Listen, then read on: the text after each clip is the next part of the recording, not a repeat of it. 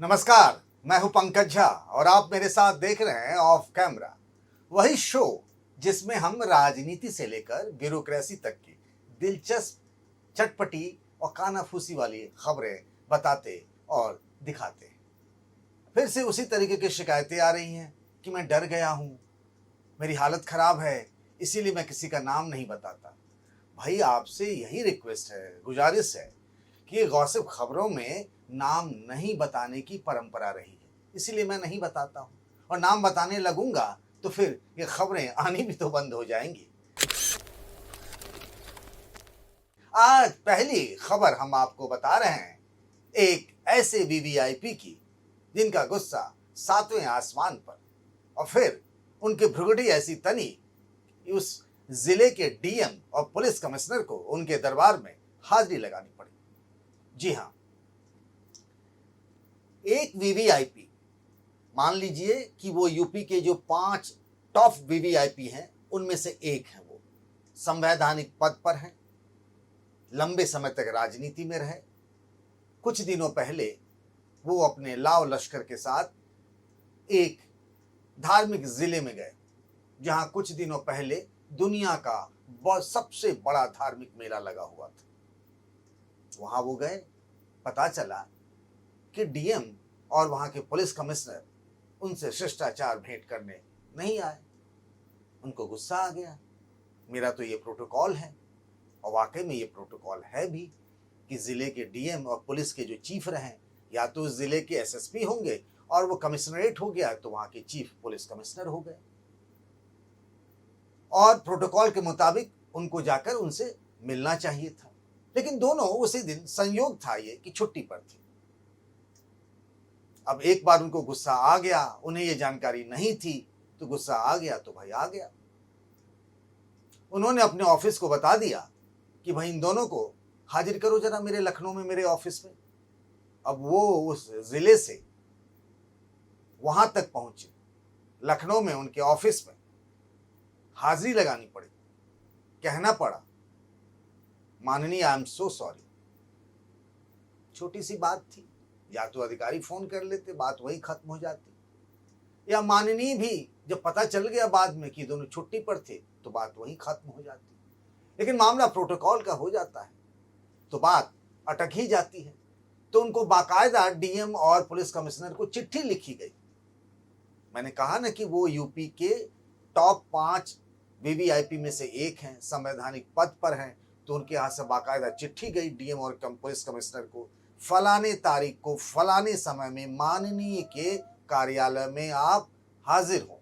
तो दोनों अपने अपने बॉस से छुट्टी लिए, क्योंकि आपको जब जिला छोड़ना पड़ता है ना, तो अपने अपने बॉस से छुट्टी लेनी पड़ती है। छुट्टी लेकर वो लखनऊ गए और फिर माननीय के दफ्तर में हाजिरी लगाई, और फिर जब उनकी माफ़ी हो गई तो वापस चले गए। लेकिन यूपी के राजनीतिक गलियारों में इसकी बड़ी चर्चा है।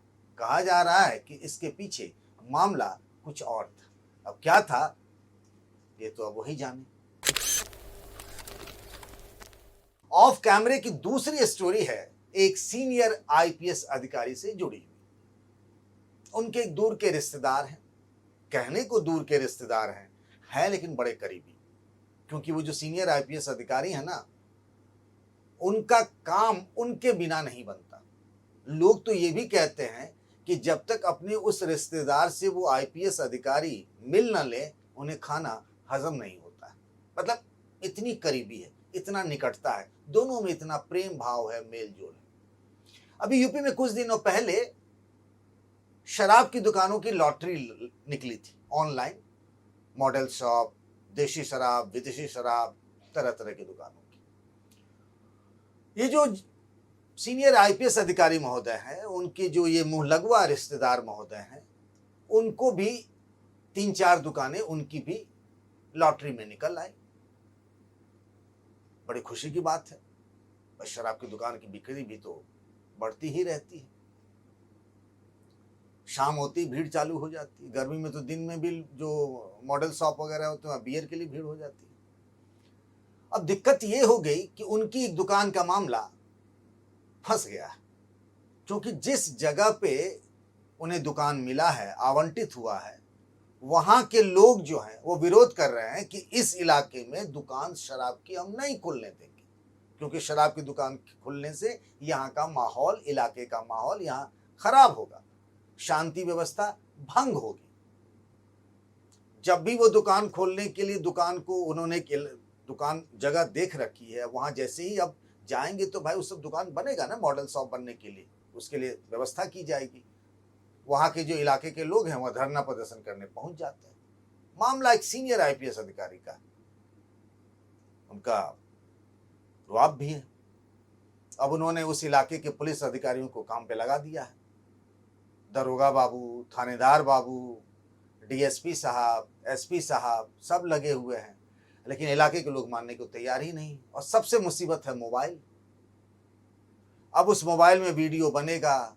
अब इलाके के लोगों को यह भी पता चल गया है कि ये जो महोदय हैं जिनकी दुकान है वो फलाने आईपीएस अधिकारी के रिश्तेदार हैं, तो कहानी मीडिया तक आ जाएगी और फिर बात कहीं मुख्यमंत्री तक ना पहुंच जाए। इसीलिए अब उस आईपीएस अधिकारी ने इस झमेले से अपने हाथ खींच लिया। अब कहानी एक आईएएस अधिकारी, उनकी नाराज पत्नी और फिर एक प्लॉट का। अब ये मैं नहीं बताऊंगा कि प्लॉट कहाँ है, गाजियाबाद में है, नोएडा में है, लखनऊ में है, करोड़ों की कीमत वाला प्लॉट है। आईएएस महोदय का भी नाम नहीं बताना, मतलब नाम बताना उचित नहीं होगा। उनकी पत्नी है। पत्नी नाराज मैंने इसीलिए कहा कि पिछले कुछ समय से दोनों के रिश्ते ठीक नहीं हैं, और ये ब्यूरोक्रेटिक सर्किल में सबको पता है। जहां वो पोस्टेड हैं आईएएस अधिकारी, उनके विभाग में, उनके यार दोस्तों में सबको ये बात पता है। जब कभी दोनों के मधुर संबंध रहे होंगे, एक दूजे के लिए मेट फॉर ईच अदर वाला माहौल रहा होगा। हाँ जी, हमने आपको देखा तो मुझे लगा कि दुनिया इतनी हंसी है, इस टाइप का जब माहौल रहा होगा, तब उन्होंने एक जमीन खरीदी रही होगी। बात उन दिनों की है। तो उन्होंने अपनी पत्नी के नाम पे जमीन खरीदा, वो प्लॉट। आजकल तो लोग रजिस्ट्री का पैसा बचाने के लिए, चूंकि महिला को रजिस्ट्री के में कम पैसा देना पड़ता है, तो लोग ये कर लेते हैं। लेकिन उन दिनों का माहौल अच्छा था। मैंने कहा ना, एक दूजे के लिए वाला तब मामला था। तो उन्होंने पत्नी के नाम पे जमीन खरीद ली। वक्त बदला, हालात बदले, रिश्तों के मायने भी बदल गए। पत्नी और उनमें अनबन होने लगी, बच्चे बड़े हो गए। पत्नी को ख्याल आया कि चलो यूं करते हैं, ये जमीन तो मेरे नाम पे है, हम किसी को बेच लेते हैं, करोड़ों रुपये मिल जाएंगे, मेरे पैसे हैं, मैं जो करूं, मैं चाहे वो करूं, चाहे मैं चाहे ये करूं, मेरी मर्जी। उन्होंने एक खरीदार भी ढूंढ लिया। खरीदार भी उस आईएएस महोदय का जानने वाला।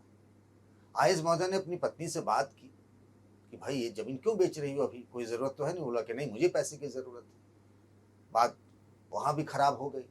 मतलब आईएएस महोदय चाहते थे कि आप जमीन अगर मान लो बेचना ही है तो इसमें से आधा पैसा तो दे दो।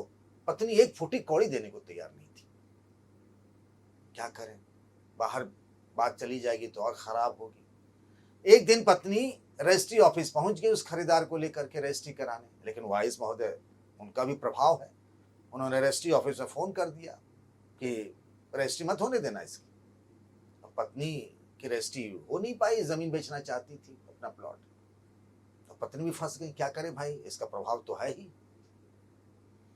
अंत में एक तीसरे व्यक्ति ने, वो भी अधिकारी हैं, उन्होंने बीच बचाव किया और फिर हुआ कि चलो बेचना ही है तो एक काम करो, मुझे भी कुछ पैसे दे दो। इस पंचायती में पता लगा कि वह 25% जो पैसा है वो पति महोदय को मिल जाए, और घर की बात घर ही में रह गई, वो जमीन भी बिक गई और अब दोनों खुश हैं। एक और कहानी समाजवादी पार्टी के एक ऐसे व्यक्ति की, जो पार्टी में है या नहीं कहा नहीं जा सकता, लेकिन पार्टी में बहुत कुछ है। और सबसे ज्यादा तो पार्टी के जो बॉस हैं, जिनको पार्टी के कार्यकर्ता समर्थक भैया कहते हैं, राष्ट्रीय अध्यक्ष जी कहते हैं, उनके वो बहुत करीबी हैं। अब कितने करीबी हैं मुझे नहीं पता, लेकिन उनका दावा ऐसा ही है। इलाके के लोग भी ये मानने लगे। और जैसे ना बड़े नेता अपना कार्यक्रम जारी करते हैं कि आज हम यहां से वहां जाएंगे, मिनट टू मिनट प्रोग्राम होता है ना, कि यहाँ से पहुँचेंगे फलानी जगह, जैसे मान लीजिए रामनगर से पहुँचे कृष्णा नगर, कृष्णा नगर से पहुँचे मोहन नगर, मोहन नगर से पहुँचे हरिनगर, उसी तरीके से उनका कार्यक्रम लगता है। पार्टी में कुछ है नहीं, वो ब्लॉक अध्यक्ष भी नहीं है, लेकिन रुतबा ऐसा, वो खुद अपने प्रोफाइल में लिखते हैं, अपना परिचय देते हैं कि मैं यूथ आइकॉन हूं और मैं पार्टी के राष्ट्रीय अध्यक्ष अखिलेश यादव का बहुत करीबी हूं। गजब की बात है, वो खुद ही कह रहे हैं मैं बहुत करीबी हूं। लेकिन एक बात तो है, उनके नाम से उस इलाके के सभी समाजवादी पार्टी के नेता हैरान हैं, परेशान हैं। पूरे यूपी के जो जितने भी मुस्लिम नेता हैं समाजवादी पार्टी के, वो भी परेशान हैं। जो राज्यसभा का सांसद है वो भी परेशान है, जो विधायक हैं वो भी परेशान हैं, जो लोकसभा के सांसद हैं वो भी परेशान हैं, जो संगठन में नेता हैं वो भी परेशान है कि भाई ये कौन से व्यक्ति हैं। वो एक जिले में गए किसी के दूसरे के यहां, लेकिन जब वो बैठते हैं तो उसी व्यक्ति के साथ उनका कनेक्शन दुबई से है।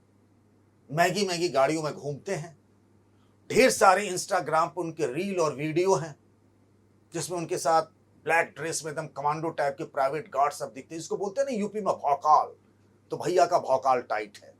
भैया का दावा ये है, जो नए दुबई वाले नेताजी हैं जिनको समाजवादी पार्टी के कई विधायक और नेता बोलते हैं कि ये है समाजवादी पार्टी के मोबाइल मैन। मोबाइल मैन के बारे में आप कहेंगे क्यों लोग मोबाइल मैन कहते हैं। अब मुझे कुछ लोगों ने बताया पार्टी के और उस जिले के कि वो किसी को भी तोहफे में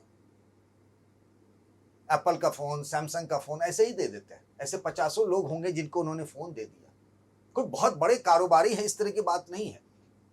अभी उन्होंने एक यूट्यूबर से बातचीत में ये भी कहा कि अगर भैया ने चाहा तो मैं चुनाव भी लड़ लूंगा।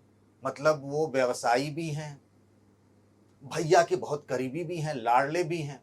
तो देखिए कि अखिलेश यादव जी जब जाते हैं उस जिले में तो किसी और के यहाँ दौरा होता है, लेकिन उनके बगल में बैठ के खाना वही जनाब मोबाइल मैन ही जो है वही खाते हैं। उनकी कई सारी वीडियो हैं, अखिलेश यादव के घर में वो उनके साथ खड़े होकर बात कर रहे हैं, चार्टर्ड प्लेन में वो बगल में बैठे हुए हैं। मतलब उन फोटो से ये एहसास कराया जाता है कि समाजवादी पार्टी में अखिलेश यादव का सबसे करीबी अगर कोई है तो वही।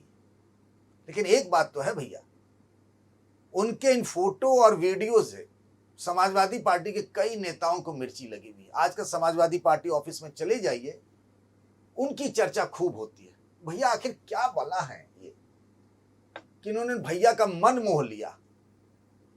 अब भैया का मन मोह लिया पता नहीं, लेकिन एक बात है,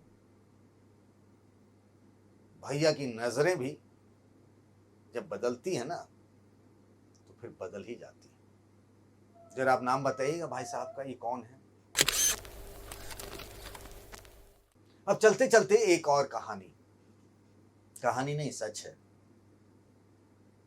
अपने आजम खान साहब जेल में बंद हैं लंबे अरसे से। कहा जा रहा है अब बाहर निकलेंगे तो अब बाहर निकलेंगे, पर दिन बीत रहा है। उनके बेटे हैं, अब्दुल्ला आजम नाम है, वो भी विधायक रहे। पूरा ऐलान हो गया कि अब्दुल्ला आजम आज रामपुर में प्रेस कॉन्फ्रेंस करेंगे। बताया गया कि प्रेस कॉन्फ्रेंस में एक बड़े फैसले का ऐलान हो सकता है। एक बात और इंटरेस्टिंग मुझे याद आ गया तो मैं बता दूं कि आजम खान के जो समर्थक हैं ना, उनके मोबाइल पे जाएंगे तो व्हाट्सएप स्टेटस पे या स्टोरीज में वो एक उनके जिक्र होता है जिसमें आजम खान ने कहा था कि फैसला तो हो गया लेकिन इंसाफ नहीं। तो अब्दुल्ला आजम के प्रेस कॉन्फ्रेंस को लेकर भी ये बताया जा रहा था कि आज एक बड़े फैसले का ऐलान होना है। ये उस दिन की बात है जिस दिन समाजवादी पार्टी के सांसद रामजी लाल सुमन के समर्थन में यूपी के जगह जगह पर पार्टी के कार्यकर्ताओं ने प्रदर्शन किया। क्या हुआ नहीं हुआ, कहानी बहुत कुछ है। बहरहाल उनके समर्थक पूरे सोशल मीडिया में, फेसबुक, ट्विटर, इंस्टा पर बताने लगे शाम 5 बजे, ठीक शाम 5 बजे अब्दुल्ला भैया ऐलान करेंगे, जनाब अब्दुल्ला आजम आज ऐलान करेंगे। लगा क्या होगा, क्या समाजवादी पार्टी छोड़ रहे हैं, अखिलेश यादव के खिलाफ कुछ बात हो गई क्या। वहां के सांसद मोहिबुल्लाह नदवी से भी आजम खान उनके समर्थकों की नहीं बनती। आखिर क्या किसी पार्टी में जा रहे हैं, क्या करें, ऐसा लगा कि कुछ मतलब धरती फाड़ ऐलान होने वाला है। पर भाई साहब प्रेस कॉन्फ्रेंस हुआ ही नहीं। 5 बज गए शाम के, 6 बज गए, 7 बज गए, प्रेस कॉन्फ्रेंस हुआ ही नहीं। जिन लोगों ने वो लगाया था सब लोग डिलीट करने लगे। पता चला किसी का फोन आ गया, अब्दुल्ला आजम की फोन की घंटी बज गई और प्रेस कॉन्फ्रेंस जो होना था वो हो ना सका। अब आप फिर पूछेंगे कि किसका फोन आया है, बता दीजिए। थोड़ा आप भी गेस करिए ना, थोड़ा दिमाग लगाइए और जवाब दीजिएगा। आपको हमारा शो कैसा लगता है जरूर बताइएगा। आपकी राय ही हमारे लिए सब कुछ है। तब तक अपना ख्याल रखिएगा। नमस्कार।